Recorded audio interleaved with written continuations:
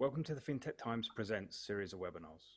Established in 2016, the Fintech Times is a global multimedia news outlet centered around the world's first leading fintech newspaper. We report on the latest and brightest ideas from the fintech world. So firstly, I'd like to say hello to our online audience. Thank you very much for joining us. Today, we're going to be talking about the leaders in fintech that just happen to be women. So we'd really like you to follow the conversation using the hashtag Fintech Times Women Fintech. And obviously, we'd love you to follow us on Twitter at the Fintech Times and watch out for our stuff on LinkedIn. We have a great group of people for today's discussions. This month, the Fintech Times, we've been focusing on leaders in fintech, as I said, that happen to be women. And we've covered some amazing leaders. And this panel is going to continue that conversation. So we're getting all of them onto the screen as we speak. I'm now going to hand over to Gina Clarke, our editor-in-chief at the Fintech Times, who's going to moderate the panel. Good morning, everybody. My name's Gina. I'm the editor-in-chief of the Fintech Times, and I'm really pleased to be able to introduce you to a panel of amazing women from around the world. We've got quite a diverse agenda today.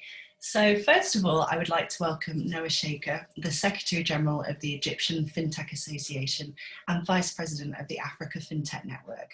Noha was also included on the 2019 Women in Fintech Power List by Innovate Finance. So welcome, Noha. Thank you very much, Gina. Welcome, everybody. And it's a pleasure to be amongst you. A lovely panelist and a great audience. Thank you. And secondly, we welcome Sam Seaton, the CEO at Moneyhub Enterprise based in London. Hi, Sam. Nice to speak to you. Hi, Gina. Yes, very nice to meet you and everyone on the panel today. And finally, let's welcome Keren Moynihan, the co-founder and CEO of Canadian data platform Boss Insights. Hi, Keren. Hi, Gina. So great to be here with all of you. Thank you so much to FinTech Power 50 for doing it once again. No problem. Right, let's kick things off. Let's start with Noha. Why don't you tell us a little bit about the fintech scene in Egypt and Africa and how you came to be part of it? Well, I come from banking background and I've always been really fond of technology. So I started coding at the age of 16. And it was something that I did on the side. I mean, I studied banking and finance. I was never into engineering, but I've always found technology really fascinating. Technology normally opens doors. Technology is inclusive by nature. It does not exclude anybody unless you teach the code to be exclusive. And that's not something we ladies do. We always do everything inclusive naturally because it's part of who we are and how we do business.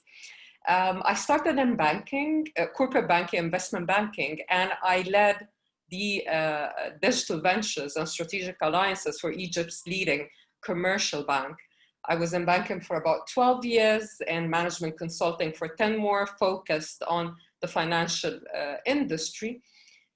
And last year, I came to that realization and conclusion that regardless of how challenging the job is, regardless of the learning curve, I wasn't actually generating the value that I could generate to everybody doing what I was doing back then. So I took that decision and I quit corporate this year in April. That bank's job, a venture capital fund as well job, and I focused on the two non-for-profits that I'm currently engaged in. The Egyptian Fintech Association, we established over a year and a half ago, and the Union for the African Fintech Associations that we call Africa Fintech Network, where I was one of the 5 founding countries. Actually, Egypt was one of them. So this is how it is. I'm an angel investor. I mentor on every developmental program there is. Whenever I have an opportunity to help build capacity on the ground, support lady entrepreneurs or entrepreneurs in general, I always seek and use those opportunities wisely to create that impact that I wish to create. I always find females, we're good at finding solutions to problems. So it really kind of makes sense to me that so many females are finding their way into fintech and solving these sort of problems for people, and obviously banking's one arena. So it's really interesting to hear your path, as it were, to come into it. Sam, what about you? What was your journey like based in the UK and Europe?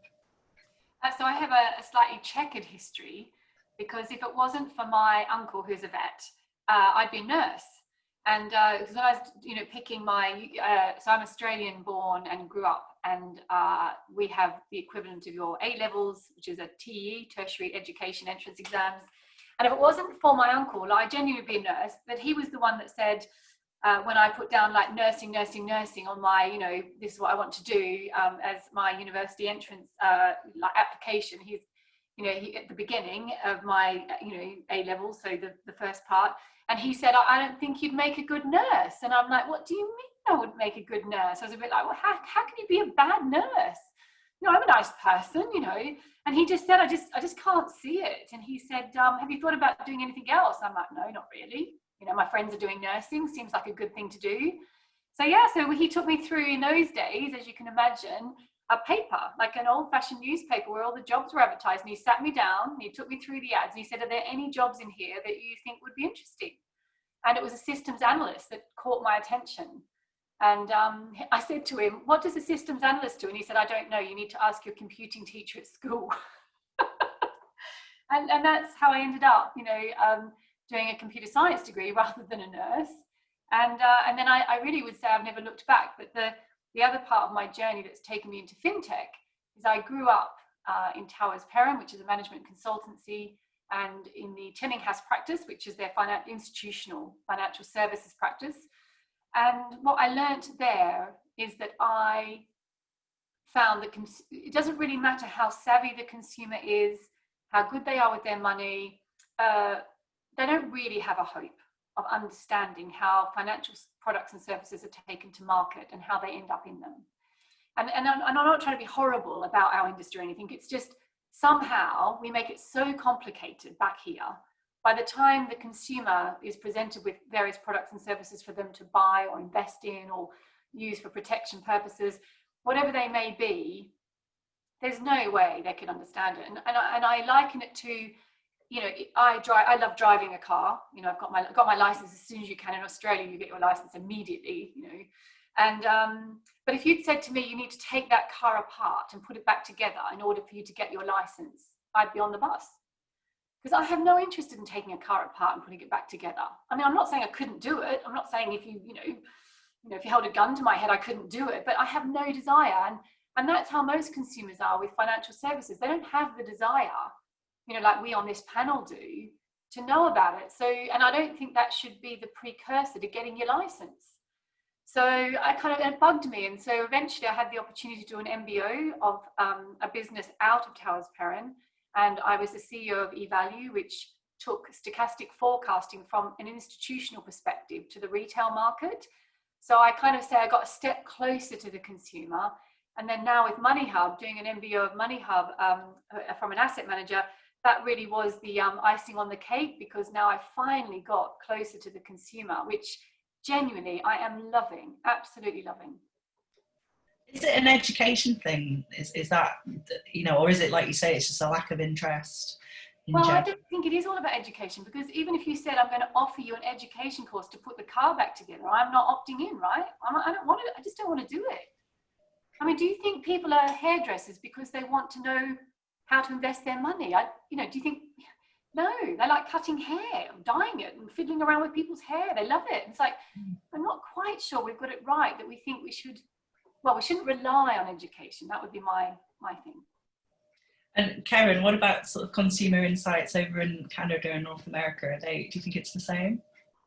Well, first of all, I really love both of your stories, and I have pieces of my story that are quite the same. I was actually raised to be a doctor, and it was me who said, I actually don't want to be a doctor. It was when I was working in research. It was past my first university degree, and I had to do something horrible, like inject animals and write their symptoms down. And I was in a little room and I thought, oh, this is not. I think what both of you were talking about is what inspires you. And at the end of the day, what I'm hearing the through line is people do. And I think in my career, I kind of moved slowly and slowly towards people. I ended up doing a joint law MBA degree. And then I started working at a division of the stock exchange. How very interesting it was to do that right after 2008. The world was just imploding, and all I was doing was writing press releases for every large company around to say, our profits are down, but don't worry, we've cut costs, everything is okay. I wasn't inspired at all. And I knew I didn't want to be an investment banker because it would be more big business. I wanted to be a corporate banker, but in 2010, nobody was hiring corporate bankers.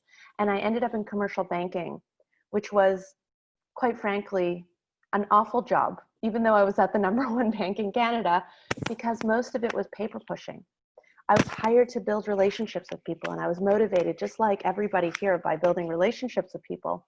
But really, I was a glorified calculator for 85% of my day. And I kept raising my hand to say to people, isn't there a better way to do this? Do we really need to grab financial statements so I can calculate a numerator over a denominator? Isn't there a better way? And everybody said, Keren, you're top talent. And as top talent, you should really be quiet and just do what you're told. And I loved that a lot, absolutely. And so much so that I kept moving towards advice. The next thing I did was work in wealth management. I really just wanted to be, oh, I'm getting a note here. I'm going to unplug my headphones. Sound is any better? Is it any better? Much? Not better yet. All right, I will be writing a note to Amazon. Anyway, so I then was working in wealth management, and I thought it was going to be about advising business owners. We think of business owners as these cold, hard things, but I was working with them, and they're not. They're just people. Whether they want $50 million loans or $50,000 loans, they're just people with families and whatnot. And I fought for them. And then I tried to fight for them in wealth management, but it still wasn't enough advice. And I ended up starting Boss Insights to empower all the banks and financial institutions and private lenders to be able to see business owners where they're at and where they're going, not just where they've been, so that we could finally empower them. And then 2020 happened. So if you're asking me, do I see what these other two incredible people working in the ecosystem see? Absolutely. We have a real need to see businesses for what they are, which is economic engines of the future, and then measure them and support them and empower them. And I'll just give one anecdote. I don't know if we're going to go there, but yesterday I was told by somebody who ran an angel investing organization here that since 2020, venture capitalists really want to see profitability before investing, which is crazy when you think about it, because if you're profitable, if you have more money at the end of the day than you have to spend on your costs to make the money, you go to a bank. But venture capitalists have made it so required to take their money just to actually have a ticket to play that they no longer have to take risk. That's the feedback I just got yesterday. So, yeah. Wow. and I mean, we're all sat here today, apart from Mark, obviously, as women, and me as a journalist particularly, you know, I go to interview people in fintech, and 9 out of 10 times I'm talking to a male. Is this the state of the world, or why do you think kind of women are put off from higher positions in fintech? Noha, do you want to start us off on that one? Well, I've always learned that you should be in control of your life and fate. I was not brought up as a victim. I'm a winner, and that's the mindset that I use to approach every challenge and every opportunity that I come across all through my life.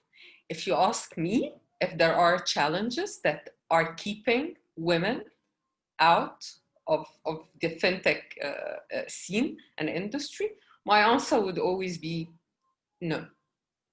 Challenges are the same, whether it's a male or a female. But if you put in mind that historical inputs and how societies operate, and how different the mindsets are, and the status of the financial and technology industries nowadays. This might make a difference. It's much easier to belong to the big boys club, as I call it, if you are a man. Ladies have to work a lot harder to acquire a position or a state that men can actually reach much, much easier. It takes a lot of effort and a lot of time, a lot of persistence to get accepted for who we are and to get appreciated for what we represent and the value that we bring to the table.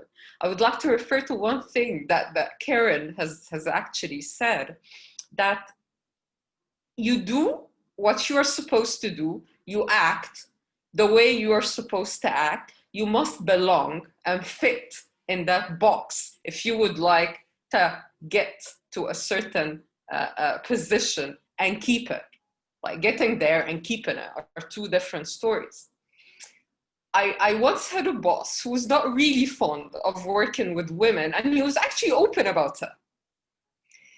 And one day we had that discussion, a conversation. It's like, you are trying to put me in a box. For me to fit in that box, I have to cut off both arms, both legs, and a head, perhaps, to fit in there. I'm a lot bigger than that. I can do a lot more and much more. And the role of managers in a workplace is to support and grow talent when they come across them, be it a male or a female. Actually, differences and different backgrounds and different approaches to business, different ways of seeing things, enriches the corporate culture and makes doing business even a lot more fun. So excluding ladies out of such positions, it actually does not create any value. It only makes certain people more comfortable. They do not want to put in the time and the effort to understand where we come from or to do things our way. Absolutely. And And Sam, I mean, you started off in computer science, so that must have been very male dominated. How have you seen sort of things change over the last few years? Well, so they haven't really changed, have they? Which is the depressing bit.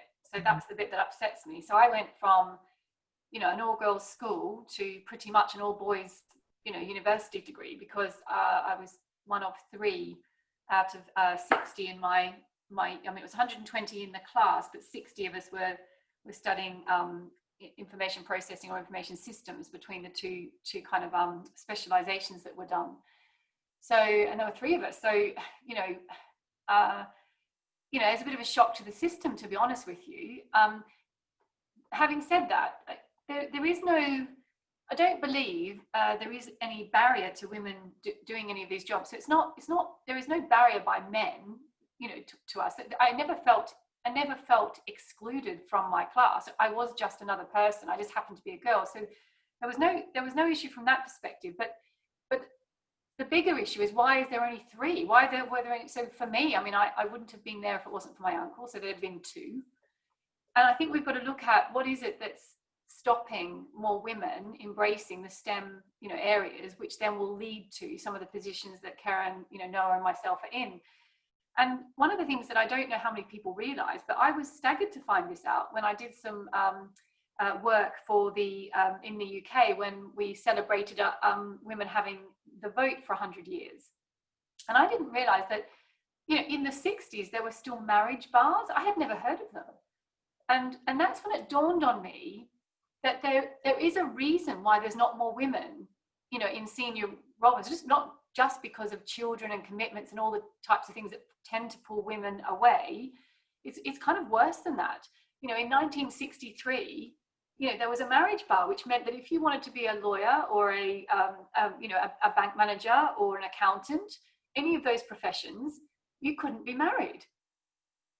And be a woman. You could be married and be a man, but you couldn't be married and be a woman.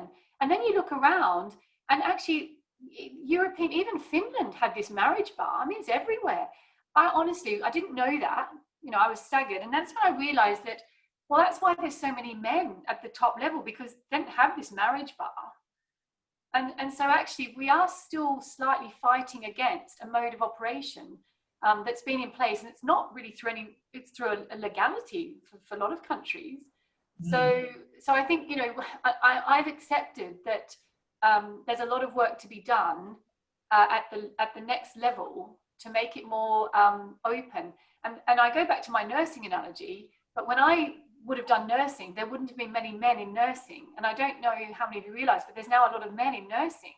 And it makes a lot of sense when you think about it, right? Because it's quite a tough job. Physically, it's quite tough. It's quite demanding, on your feet all day. So why wouldn't there be men in that job?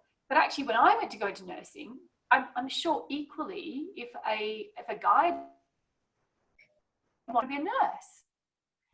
And so it kind of does work each way.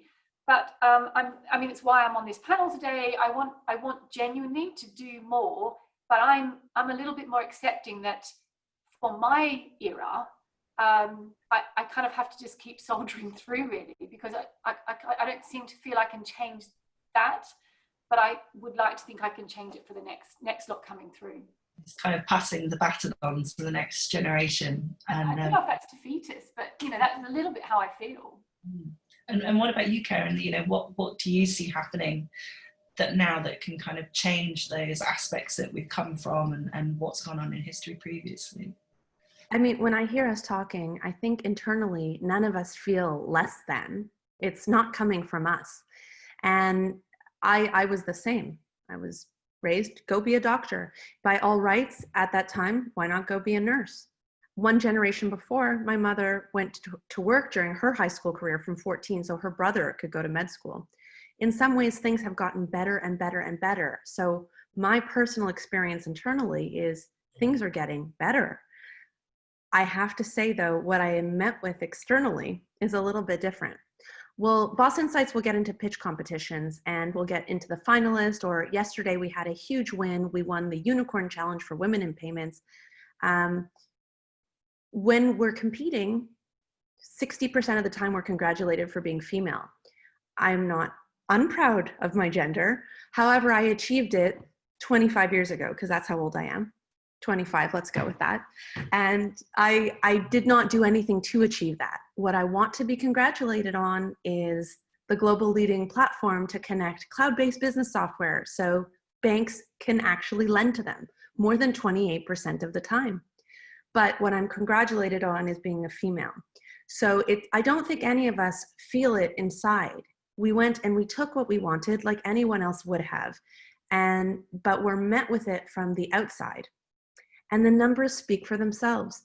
If 2% of investment dollars are going to one gender and 98 are going to the other, the thing is, I'm just going to extrapolate on what I'm hearing here. None of us live in the statistics. What we live in is our power. And so we push forward and we do what we're going to do, and we just work in that way. It is relatively confusing, though, to actually get that receivable back. Again, I go to investment because it's become very clear to me that you need, even though Boss Insights has secured nearly 7 figures of dollars non-dilutive, we keep getting told, why aren't you taking outside investment? And if outside investment puts you in that bucket, you are playing in that space. What you then need to do is understand that you're playing in that space. And one fact that really occurred to me, again, from a panel discussion, was that the types of questions that you get if you're a diverse founder of any kind, not just female, but if you have any kind of diversity, is about how are you going to tackle the risk? And if you're part of the majority, it's what's this incredible opportunity you have to share with us? And statistically, people have done the work to show that alone tips the scales. So the 4 of us here today have to fix it. What do you guys say? Oh yeah, we're in. I'm all in. I'm hoping that we're going to get some questions soon. So if anyone does have some questions, please feel free to write it in the Q&A. But I guess with that kind of rousing speech at the end, Keren, do we have any sort of top tips maybe to pass to anyone watching about how to, get more females to the top and find their way forwards? Noha, I'd like to start with you. Persistence. That's one very important word. Having clear objectives, that's the very second and most important one. Being the owner of your decisions, the consequences of those decisions, and believing in yourself. Those are the messages that I would like to get across. What happens when people do not have objectives is they become tools that others use to achieve their own personal goals and career aspirations. Do not allow yourself to be that. Support everybody within your teams, work towards achieving the goals of your organizations, but always keep in mind that you should be working towards achieving your personal career goals and aspirations yourself. And if you come to any point in time where your goals are not equally served by the organizations that you are working on, quit and leave and find another organization that is going to help you achieve those goals as well. Persistence. It never happens from the first time. Things never go the way we want them to go. They never follow the time plans that we put for ourselves. So regardless how hardworking you are, how focused you are, do not expect things to go your way. What makes the difference in here is the mindset. How do you deal with setbacks? Do you give up? Or is it there, you're going to do it, it's going to happen, no matter how many times you have to try, no matter how many setbacks you get, or no matter how, regardless what you hear and what people tell you, you have to believe that you can do it. Self-awareness is a very important thing. You have to be aware of the qualities that you need to work on and the others that you need to highlight and build on. Know your areas of weakness more than anybody else. Know your areas of strength also more than anybody else. The areas of weakness are opportunities to grow. Once you close them, you are going to get into places or positions that were never feasible before. Areas of strength are the areas you need to highlight about yourself. This is the value you can bring to the table right now. Focus on them, utilize them, and use them. An example, it's a story. I was at a certain place in my career where I was to get promoted to a B level prior to being a C level. And the offer that I got was, I am supposed to manage and run an area. So I was in corporate banking. I've always been on the business side of things. And then I get that offer. I was like, Noha, if you cover the operational technology aspect of things, we might give you a promotion. I love technology. I've always been aware of operations, looking at them from how do they enable the business. I'm not interested in running operations on the ground. There are a lot of people who can actually do that a lot more than I am. I'm a visionary. I always work on the bigger picture. I know how to put together successful business relationships. I think win-win. I close deals. This is what I'm good at. Why should I put this on the side and not create the value that I can out of it and start working on something that I haven't done before in details? Instead, it didn't make sense to me. And my answer, of course, was no. I'm happy with what I'm doing and I'm going to get there. And that's the path that I've chosen. I'm not going to change it. So know what you want, know who you are, and just work towards that. And do not listen to anybody who says that you cannot or you do not have it. No. And we've just had this question come in. Sam, maybe you could help answer this one. What advice would you give to a young woman just leaving university who thinks fintech might be of interest? So I think you must genuinely do things that you enjoy. And I know that sounds like a really weird thing, because most people say, well, you know, if you enjoy watching Netflix, it doesn't really work, does it? And it's like, well, of course. I mean, so I guess you have to be really honest with yourself. But if you enjoy watching Netflix, I mean, you know, maybe then you enjoy the film industry. I don't know. But you've got to scratch a bit deeper, and you've got to think long and hard about what it is that, you know, genuinely is going to get you out of bed early in the morning. Because one thing I will say is that I don't think it matters what gender you are. You're not going to get anywhere, and I really mean this, anywhere, without digging very deep. So there'll be times, no matter what you choose to do, where you're going to have to dig deeper than you probably even knew you could do, and it won't be easy. So my view is, make sure you're doing that for something that you actually enjoy doing, because then it will be easy. And actually, the reward will be great for you personally, and also for whoever you're doing it for. And for people that are interested in fintechs, I mean, fintech is like financial technology, right? So, but financial technology needs all skill sets in the mix, and a diverse, you know, approach to that in order for that financial technology company to thrive and survive. So, all I would say to them is, think about what you enjoy doing. Find a company that, you know, has a gap that you can do a little bit of that, even if it's not all of that. And the one advice I would say, and especially given the environment we're in at the moment, is just be prepared to roll your sleeves up and I would say get some work done. I mean, when I was, you know, when I left uni and did the I went to Telstra, which is a telecommunications company, I guess the equivalent of BT, the old BT here in the UK. And I was on their graduate program. And, you know, for the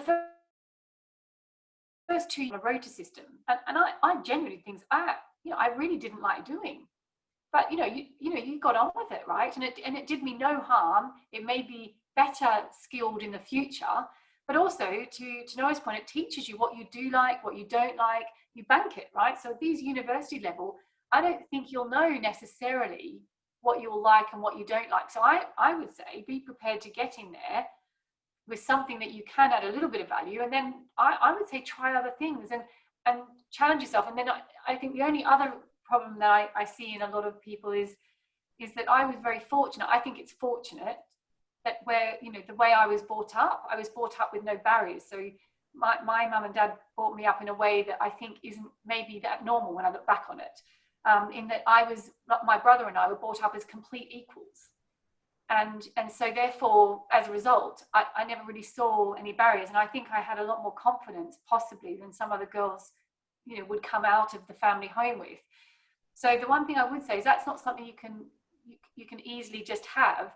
So the one thing I would say is, if you lack confidence, which is what I do see a lot, you know, in our world, especially when you're first coming out of uni, is I would say to try and find someone that you can talk to. And it's not necessarily a mentor that wants to tell you how to do your job, but just someone that you really feel you can open up to when you're feeling, I call it those wobbly moments, you know, that we all have. I will have more wobbly moments. They're not finished for me yet. You know, there'll be many more of them, but make sure you've got someone, and that person may change too. So, you know, it could be, you know, a very good friend from uni, or it could be a parent or a friend of a parent.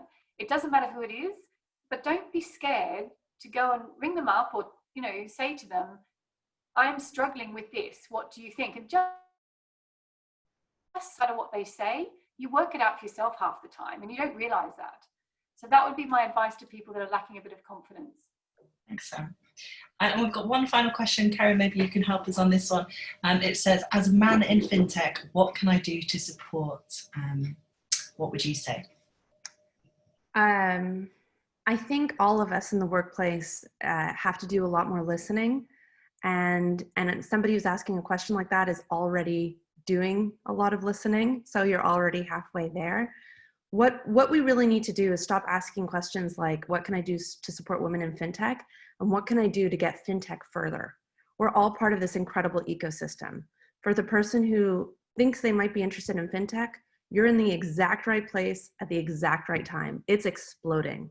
All you need to do is go to your career center and find out what the opportunities are, quite like Sam looking at the paper, and then say, this one thing, I think it's going to be of interest, and then do what you think will be right.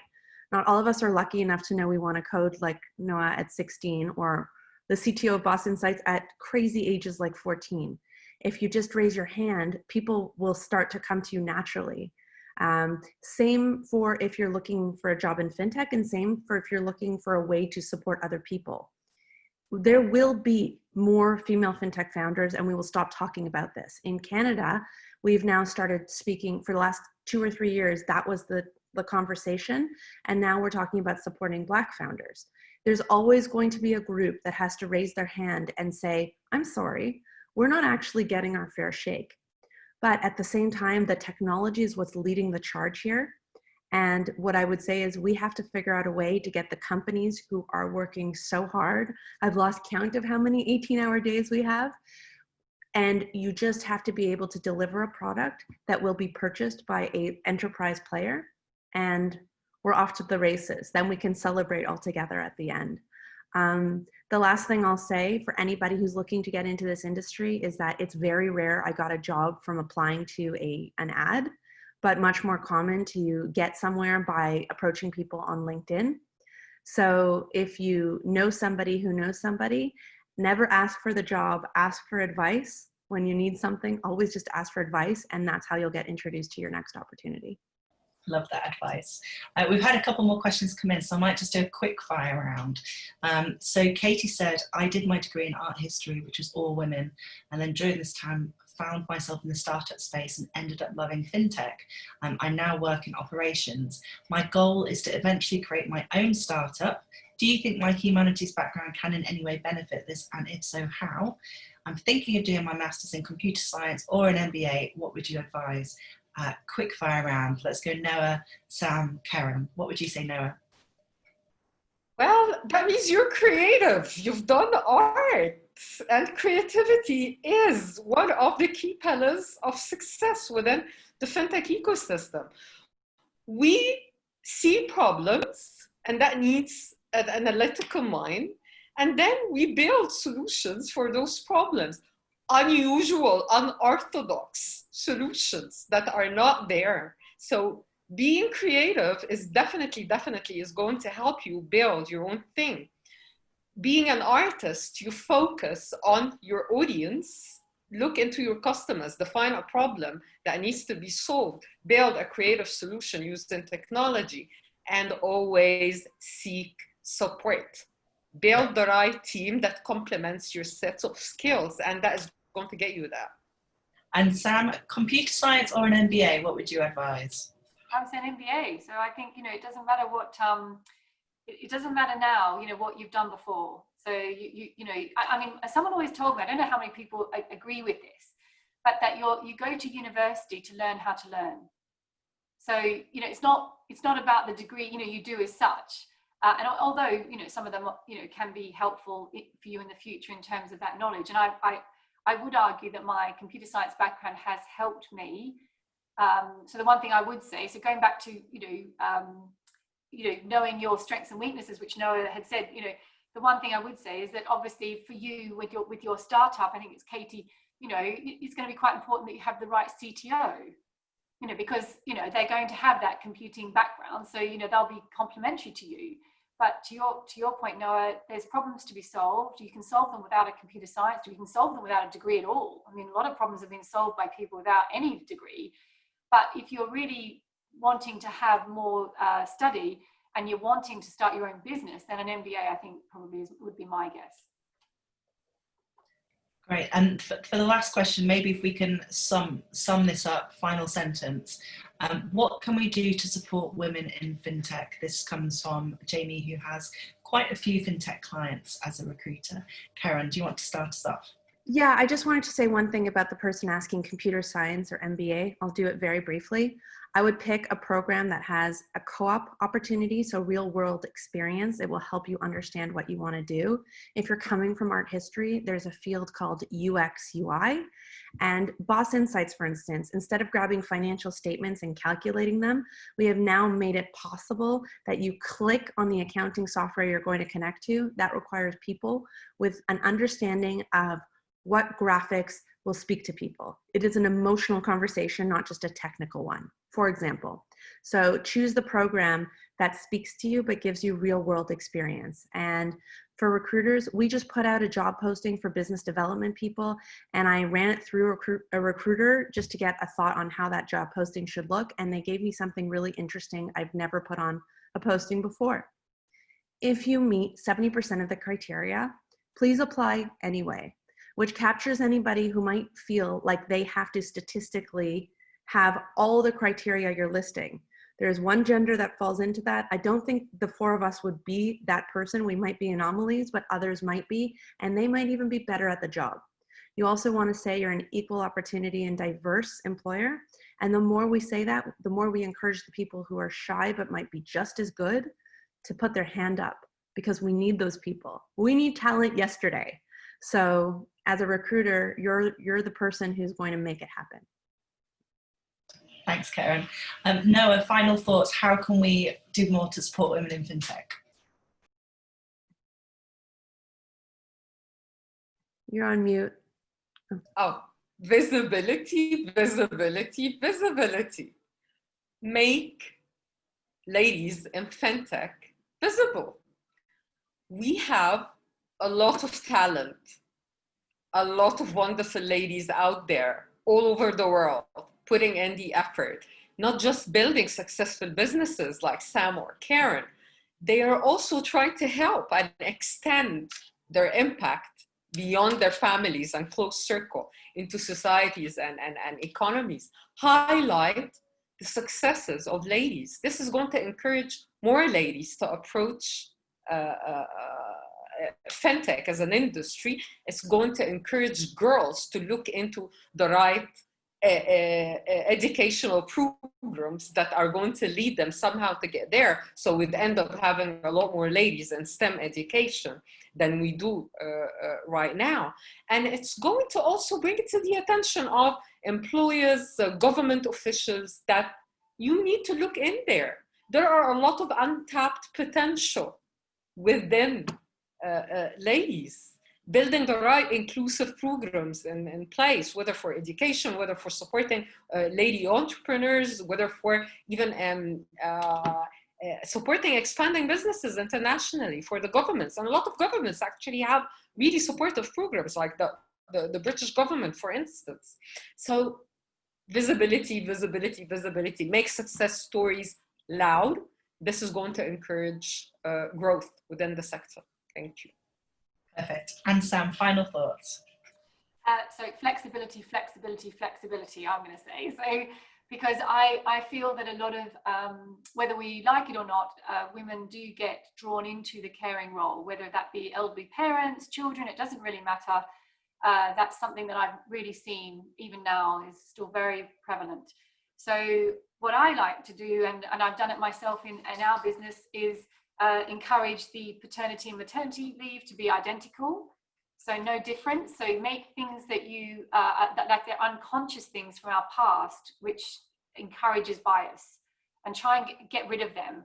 And I think that will encourage more men to step into the main caretaker role, which there's that would be a good thing if that's the right thing for that family. I'd like to see more of that happening in time, but companies need to enable that.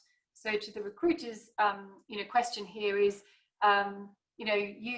recruiters have a lot to do with the companies that they work for to recruit people. So I'd love to ask you to challenge the companies that you're working for to sense check some of those benefits they do and that they are equal.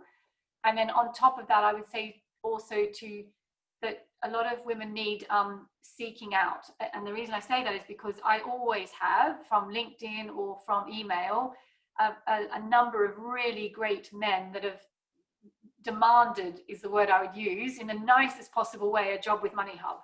So, you know, I can do this for you, Sam. This is a, you know, I do this and I do that, and I love Moneyhub, and I want a job with Moneyhub.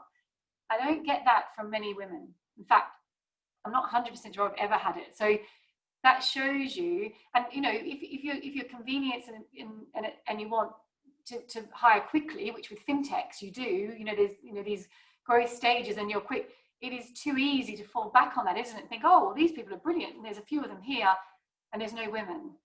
So I stop myself, even though my team as well, and say, hang on a minute, we've got to go and match with the girls that are out there that are doing these jobs as well. So let's match up. So I think you have to pull women. I'm not saying that's right, but that is my 2 pence worth. Well, that was some great advice and some great tips from everybody on the panel. So I'd like to take a minute just to thank Noha, Keren and Sam for joining us today. That's it from us, but as I say, I want to show my appreciation, and hopefully we can do more to highlight women in fintech on the Fintech Times and the Power 50. Thank you, everybody.